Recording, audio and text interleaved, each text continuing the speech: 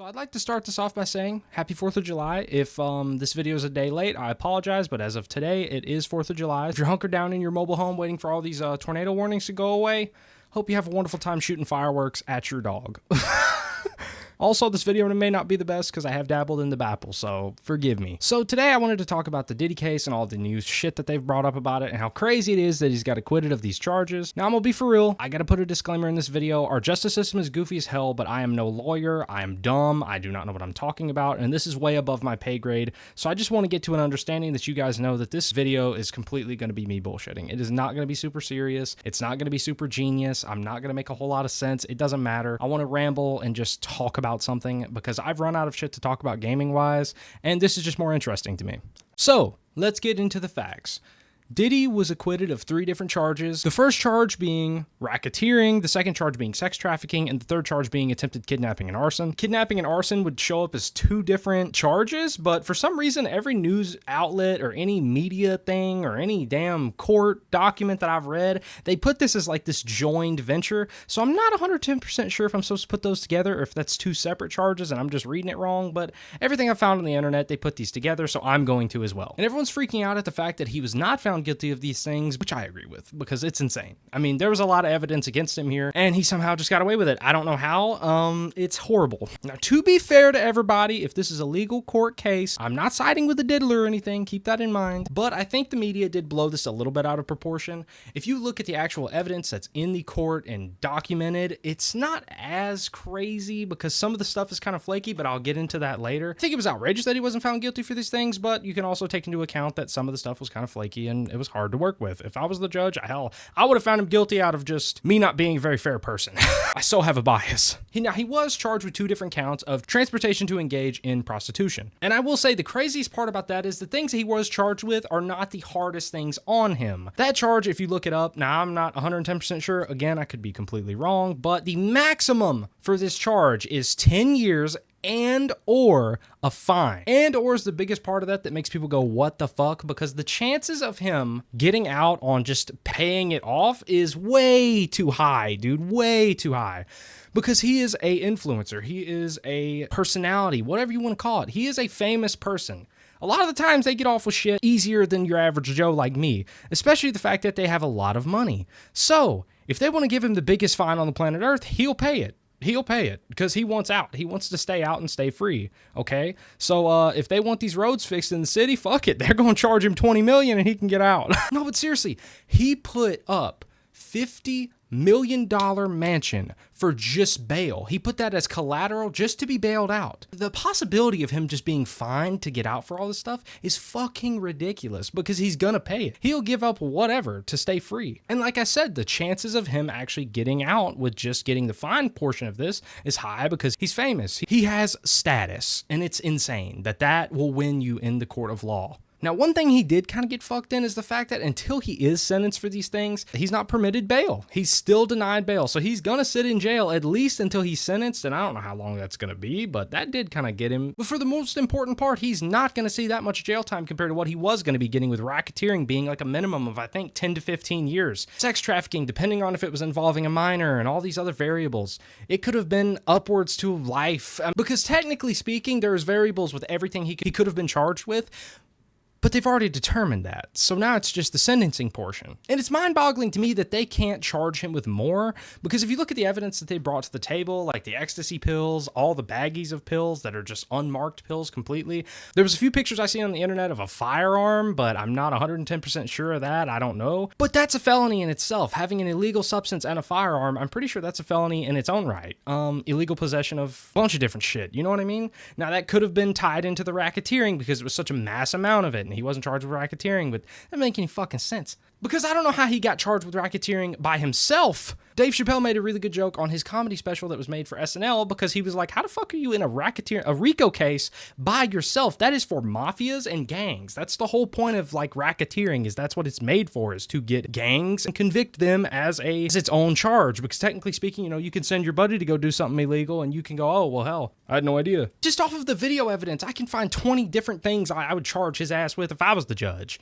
Domestic violence, unlawful possession of baby oil, big ass forehead, no daddy at home, incest, hate crime. There's a bunch of shit that I would charge him with. With much more than something you can just throw a fine at him for. Something I will say is the fact that I think the media kind of did twist everybody's mind a little bit more into like thinking this is more insane than it is that he is getting free or the possibility of like a fine. Because if you look at the actual court evidence, don't get me wrong, I think it's insane that he's going free, but it's not as crazy because you can't take into the things that are not in the court and actual seen as evidence or in like, again, taken into court. Like the fact that you see those videos of like him being weird with Justin Bieber when he was a kid and maybe patting on his chest looking for a wire and weird shit like that. And also people kept on trying to bring up the evading police because he like was a wanted man technically and he was going every which way, but technically speaking I don't know that if you look it up, technically avoiding the police when you're a wanted man is not technically illegal,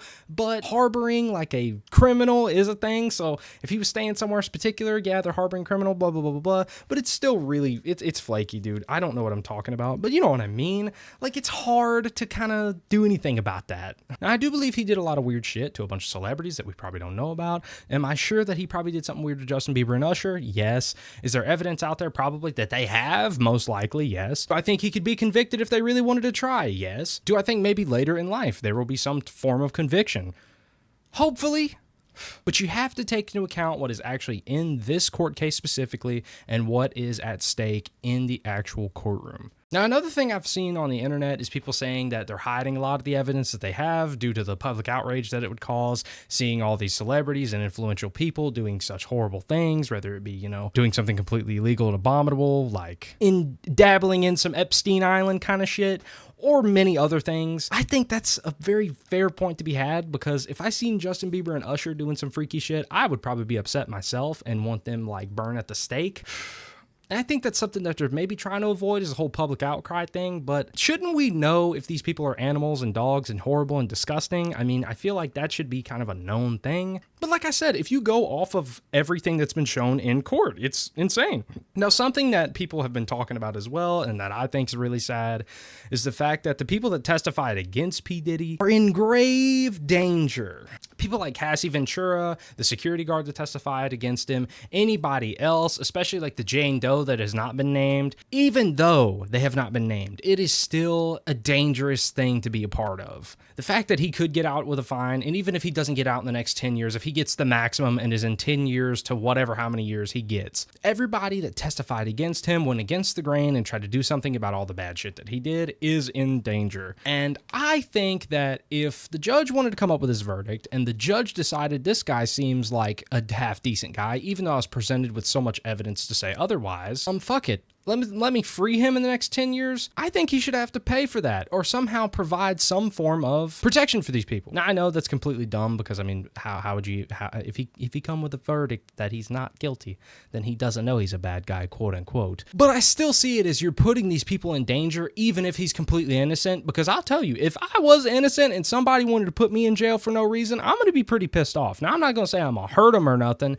or do anything of that sort, but that would be a pretty reasonable reason for somebody to have an emotional distress kind of thing and try and get something done to these people. Now, I'm not saying that's something that I would do or anybody else should do or anything in that point. If you really think about it, someone tried to ruin your life. Someone tried to ruin this man's life. If we're really thinking about like him being innocent, someone tried to ruin his life. So that can make somebody go crazy. That could make somebody do something they're going to regret. If you look up all the evidence, and this is what I was wanting to move on to earlier because I'm just rambling, I found many pictures of just the inside of his damn house where they're finding baby oil, Astroglide, and just weird shit, but that's not illegal to own. To be honest, if it was unlawful to own that much baby oil, we'd never see him again. His soul would be stuck in prison, but it's not illegal to own. Something that I keep seeing that I don't know if is real, but maybe not, is the fact that he had pills and different forms of illegal substances, like the Obama ecstasy pills they talked about, and so many unmarked pills that he had that were just in baggies. I don't know how there's no drug charge mixed in with this. Again, like I said, I don't know if that's something mixed into the racketeering charge and they dropped it for that, but there should be some form of like illegal possession of a substance to me, because even if you have a prescription for something and you put it in a fucking baggie in your car just to keep it, they can get your ass for that. You know what I mean? Like if you're a normal person, you can't do that. Another thing I don't really get is the fact that he was prescribed some pills, but how was he prescribed them to a different name, an alias? How is that legal? Because technically speaking, I thought you had to be prescribed to your person. You can't just get it prescribed under an alias. That's not legally right, because don't you have to provide your doctor with your full name and all this other information about you? How can you get prescribed it under a different name? Isn't that in itself some form of like illegal? Am I stupid? I'm guessing if you got prescribed something, you may be able to say, hey, put this name on the bottle or whatever, but wouldn't that mean you're in possession of somebody else's bottle? If you didn't have some form of proof that you are this person, like an actual social security number made towards somehow, you know what I mean? Like how you're basically impersonating this person at this point. You have to make up a person, make up a social security number, and make up a whole new person that you are, and you have to prove that you are that person and the other person. So he had to prove that he was Sean Combs, and then his other alias, which was like fucking Charles Chuck E. Cheese or whatever it was. How is that legal? I don't understand that concept, because if you have an alias, I understand, but that's for hotels and different shit like that. That's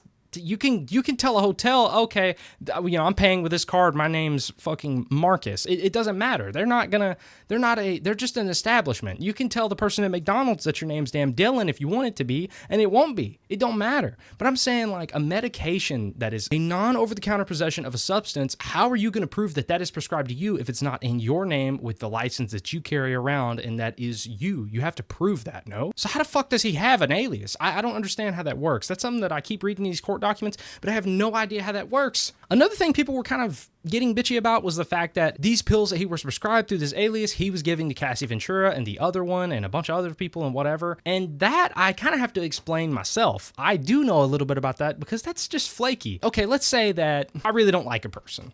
Let's say that I want to get you put in jail for a long time after you do something to me, regardless, whatever. I take you to court over it.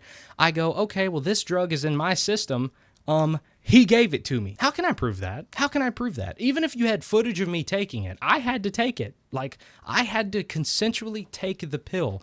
That's like if a cop had to give you a drug test at every damn routine stop. You can't prove that I took it just then. It could have been a week ago. So unless there's a certain amount popping up in my drug test, you can't really prove when I took it. So if it did pop up in a drug test, when the fuck did you take it? It could have been a week ago. It could have been a year ago if you did a hair sample or whatever. But you can't prove that he forced her to take it if you didn't have, again, camera footage. And you can't really, I mean, hell, was he doing shoving it down her fucking throat? It's kind of flaky to do that. Now, even if you can't really charge somebody for that because, again, it's a consensual thing if you're the one taking it. Even if they coerce you or whatever it's called, damn peer pressure, it's still you ended up taking it. So, yeah, it's an illegal substance, but you took it and you can't be charged for that illegal substance a year later. Just like the fact that if you take meth and you're out on the street and then the cops transport you to the hospital because you're tweaking and freaking, they can't really charge you for it because you've already taken it. If you have possession of the drug in hand itself, then yeah, that's illegal to have. But if you just have it in your system, there's nothing they can really do about it other than, oh shit, you got it in your system. Let me search you. Okay, you don't have any more? All right, fuck, we can't do nothing to you other than transport you to the hospital, make sure you're okay, maybe hold you for a little while and try and figure out what's going on.